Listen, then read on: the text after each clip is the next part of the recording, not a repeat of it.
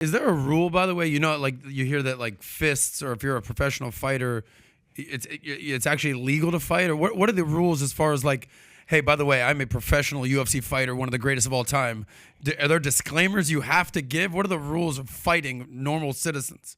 I do know that once you do fight, you are considered a weapon in court. I had that in Holland. I had a guy who at a party started knocking out women. And then my ex-mother-in-law knocked her out too. So I grabbed him. I said, let's go find a tree outside, because I saw there was something wrong with him. He was foaming on the mouth. He had like a delirium. So I'm walking outside with him. And while I'm walking outside, there's this old guy sitting who was retired. It was a party from a company. Jan was his name. And he knocked that guy out also. So now I start pushing him hard outside. I said, let's pick up a tree. And I push him away. And right away, his son-in-law is behind me. And they're both attacking me. And this was a week before I had a fight, a Thai boxing match. And it was literally, I swear, I go bang, bang, and fight was over. And I look at my wife and I go like, I guess I've been saved for next week, right? And then the guy got up and I heard him scream, and I turned around and he came running at me, and I kick. But because he came in, I didn't hit with my foot, hit him with my shin in the face. And that was bad. I mean, broken skull, teeth all out, broken jaw. It was like scary, And then, of course, the police came.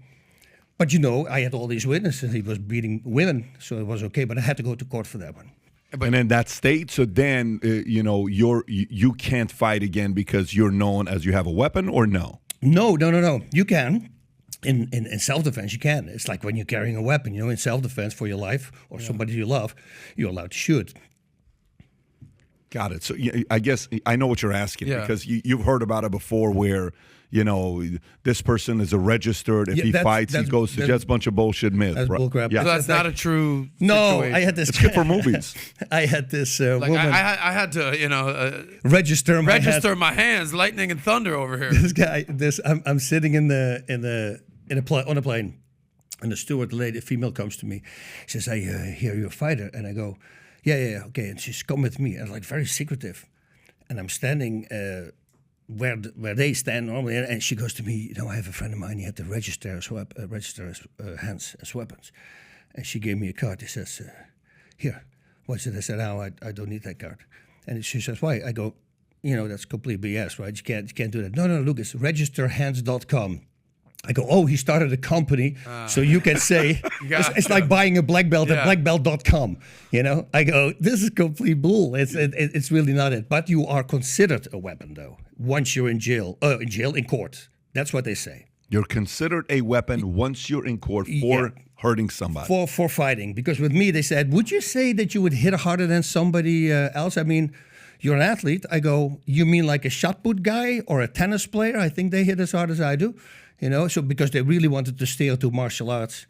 I said, come on now. I was just defending myself. And she was okay. It was a female judge. I remember a smirk on her face. Well, I saw your thing on sports science. Did you see that, Pat? Yeah. That was insane.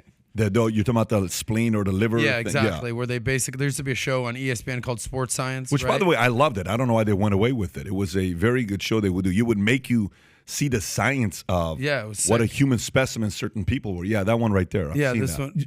You can't play it, obviously. No, don't play it. That's for the spleen. Exactly. The one that I really liked was the crash test dummy, because that's where I tripled all the other fighters, had to kick it.